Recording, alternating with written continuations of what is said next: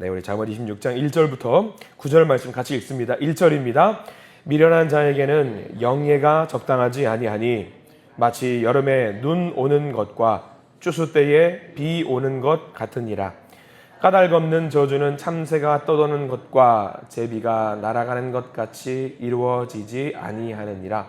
말에게는 채찍이요 나귀에게는 재갈이요 미련한 자의 등에는 막대기니라. 미련한 자의 어리석은 것을 따라 대답하지 말라. 두렵건대 너도 그와 같을까 하노라. 미련한 자에게는 그의 어리석음을 따라 대답하라. 두렵건대 그가 스스로 지혜롭게 여길까 하노라. 미련한 자 편에 기별하는 것은 자기의 발을 베어버림과 해를 받음과 같으니라. 저는 자의 다리는 힘없이 달렸나니 미련한 자의 입에 잠언도 그러하니라. 미련한 자에게 영예를 주는 것은 돌을 물매에 매는 것과 같으니라. 미련한 자의 입에 잠언은 술 취한 자가 손에 든 가시나무 같으니라. 아멘. 오늘 이 말씀 가운데 하나님의 은혜가 있기를 간절히 기도합니다. 우리 기도하는 마음으로 먼저 간절히 고백합니다. 하나님과 동행하겠습니다. 아멘. 우리 옆 사람 축복하면서 하나님과 동행하십시오. 아멘. 하나님과 동행하는 복된 날 되시기를 간절히 기도하고 소망합니다. 그래요. 미국의 유명한 부흥사셨던 무디 목사님이 계십니다. 아마 이름을 한 번쯤은 들어보셨을 것 같은데 워낙 유명하신 분이십니다. 근데 이분이 부흥 집회를 인도하시기 위해 다른 지역으로 이동하는 중에 옆에 있는 분과 대화를 나누게 되었다라고 합니다. 워낙 유명한 분이었어요. 그래서 옆에 있는 분도 무디 목사님이시구나 알아봤다라고 해요. 그래서 그분이 무디 목사님께 물어보는 겁니다. 목사님, 도대체 하나님이 어디 계십니까? 라고 물어봤다라고 해요. 하나님은 없습니다! 라고 그러면서 오히려 무디 목사님한테 역정을 내시는 거예요. 아마 목사님도 이런 일들이 한두 번 있었던 것이 아니었겠죠. 워낙 유명한 분이기 때문에 신앙적인 질문이라든가 어떤 마음의 갈등과 고민들을 많이들 물어보시는 것들을 경험한 일이 있었을 것 같습니다. 무디 목사님이 이렇게 말을 합니다. 그런가요? 그래요. 하나님이 안 계신다라고 생각할 수도 있겠지요. 근데요, 선생님, 성경에도 선생님과 똑같이 말을 하는 사람이 있습니다. 그 사람은 되게 반가웠다라고 합니다. 그렇게 말하는 사람이 성경에도 있다고요? 무디 목사님이 물어봅니다. 그럼요. 한번 보실랍니까? 그래서 성경책을 같이 펼쳐보게 되었다라고 해요. 오늘 말씀은 아니에요. 잠언 말씀은 아니고 시편 14편 1절에 이런 말씀이 기록이 되어 있습니다. 여러분도 아실 법한 말씀 같아요. 어리석은 자는 그의 마음에 이르기를 하나님이 없다 하는도다. 그들은 부패하고 그 행실이 가증하니 선을 행하는 자가 없도다 라는 말씀이 시편 14편 1절 말씀인데, 무디 목사님이 그 앞에 나와 있는 주어인 어리석은 자는 이라는 부분을 손가락으로 딱 가리고 나머지 부분만 보여줬다고 합니다. 그의 마음에 이르기를 하나님이 없다 하는도다 라고 보여주면서 이 말씀입니다 하면서 그 사람이랑 같이 그 말씀을 읽었는데 너무 반가운 거예요. 하나님이 없다 하는도다 라고 하는 사람이 정말 있는 거예요. 여봐, 역시 성경도 하나님이 없다라고 말하는구나 했는데 무디 목사님이 손가락을 딱 치우니까 거기 뭐가 기록이 되어 있냐? 어리석은 자는 이라고 기록되어 있다라고 했다라고 하는 겁니다. 그러면서 그 분에게 하나님은 계십니다 라고 말씀을 전했다라고 해요. 성경 곳곳에는 이렇게 어리석은 자, 미련한 자에 대한 이야기 말씀이 많이 기록이 되어 있어요. 오늘은 잠언 26장 말씀은요, 1절 말씀 시작할 때부터 여러분 아시겠지만 미련한 자에 대한 이야기를 기록하고 있습니다. 어리석은 자, 미련한 자입니다. 특별히 성경에는 미련한 자라든가 어리석은 자에 대한 기록이 많이 나와 있는데 오늘 성경 말씀은요, 미련한 자가 어떤 자인지 세 가지를 설명하고 있습니다. 미련한 자가 누굴까? 여러분도 궁금하시지 않습니까? 우리가 방금 읽었던 말씀에 다 나와 있지만 미련한 자, 어리석은 자가 과연 누구일까? 여러분들에게 미련한 자는 누굽니까? 요즘 시대를 살아가는 사람들에게 미련한 자, 특별히 여성분들에게 미련한 자는 남편이라는 말을 많이들 하시더라고요. 남편. 정말 미련퉁이라고 하면서 남편을 미련한 사람이라고 말을 하는 경향들이 있는데, 성경에서 말하는 미련한 자는요, IQ가 낮거나 정말 공부를 못하거나 그런 사람을 미련한 자라고 말하지 않습니다. 성경에는요, 어떤 사람을 미련한 자라고 말하느냐? 하나님 보시기에 미련한 자가 정말로 미련한 자라고 이야기를 하고 있습니다. 특별히 마음속에 하나님이 없는 자, 그런 자들을 더러 미련한 자라고 이야기를 하고 있어요. 하나님을 인정하지 않는 사람, 하나님을 경외하지 않는 사람, 당연하겠지요. 이 땅을 누가 만드셨어요? 하나님이 만드셨죠. 이 세상을 누가 만들었지요? 하나님이 만드셨어요. 하나님이 만드신 세상에서 자기 자신을 만든 사람이 누군지도 모르는 사람을 두고 성경은 뭐라고 이야기하느냐? 정말 미련하다라고 이야기를 하는 거예요. 오늘 성경에는요, 그 사람의 특징을 알려주고 있는데 1절 말씀 보면은 먼저 나와 있는 말씀이 있네요. 자, 1절 말씀 같이 한번 읽어볼까요? 1절입니다. 미련한 자에게는 영예가 적당하지 아니하니 마치 여름에 눈 오는 것과 추수 때에 비 오는 것과 같지 아니하니라. 미련한 사람들은 어떤 것을 갈망하냐? 명예. 영예라는 말이 명예를 말하거든요. 명예를 추구하는 사람, 세상적인 명예를 추구하는 사람을 미련하다라고 이야기를 하고 있습니다. 명예가 중요하지요. 굉장히 중요한 겁니다. 그런데 그 명예라고 하는 것이 나를 존귀한 사람으로 만들어주는 것이냐? 아니라는 거예요. 우리를 존귀한 자로 만들어주는 것이 무엇일까? 성경은 우리를 존귀한 자로 만들어주는 것을 찾지 말라 이야기하고 있어요. 왜냐하면 이미 우리는 어떤 사람이니까? 존귀한 자니까. 존귀한 자니까. 이미 우리는 하나님의 자녀이기 때문에 이미 존귀한 자예요. 이미 명예가 있는 자예요. 우리가 원하는 그 명예는요, 세상이 줄 수 없어요. 우리가 하나 가졌다 싶으면 또 다른 명예를 원하게 되고요. 이것을 가졌다 싶으면 또 다른 것을 원합니다. 그러나 우리가 이미 그것을 가졌다고 생각을 하게 되면은요, 그것을 더 이상 원하지 않게 됩니다. 방법. 진심으로 하나님을 경외하고 하나님을 믿는 사람은 이미 하나님의 자녀이기 때문에 명예라는 것에 그렇게 연연하지 않습니다. 이미 나는 존귀한 사람이거든요. 저와 여러분들 명심하십시오. 우리들은 이미 존귀한 사람들입니다.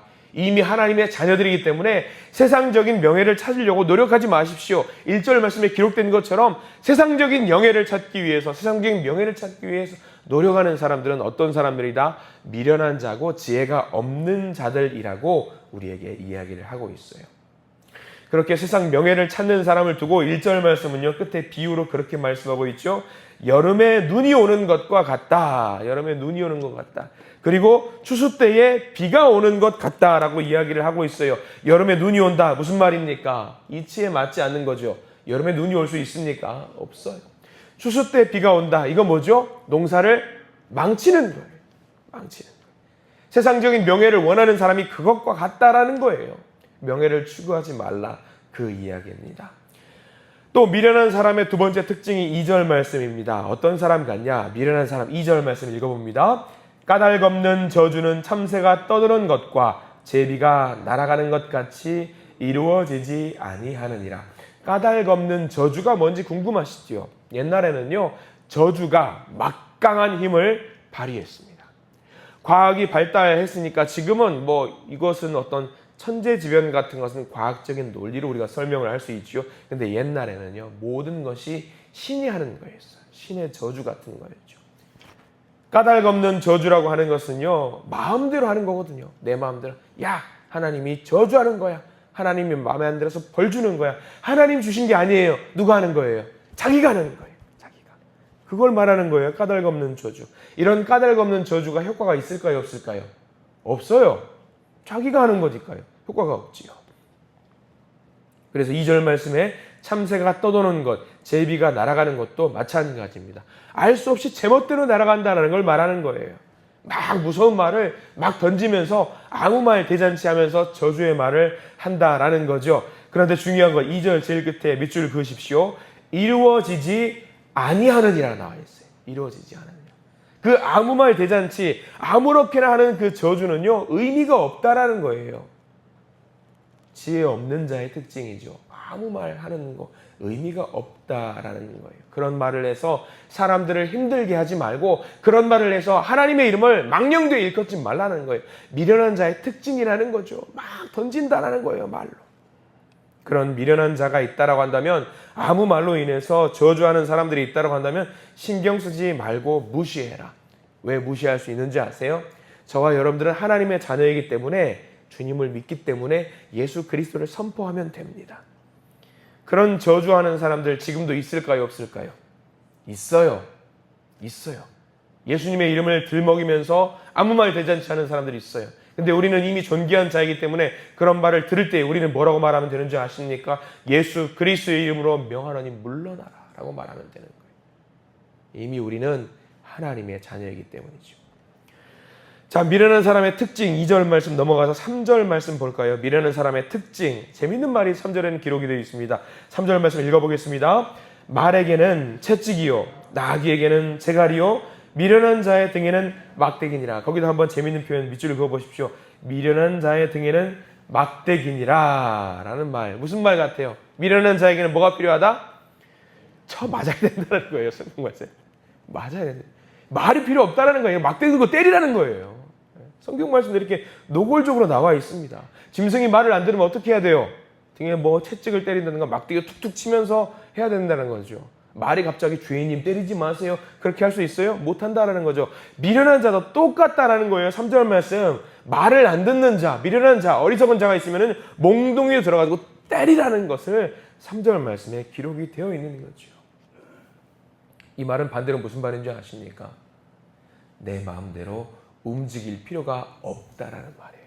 하나님이 하자시는 대로, 하나님 막대기 들고 있을 때에 그냥 하나님이 말할 때에 그 말하는 대로 따라가면은 된다라는 거예요. 그게 바로 지혜로운 자라고 하는 거죠.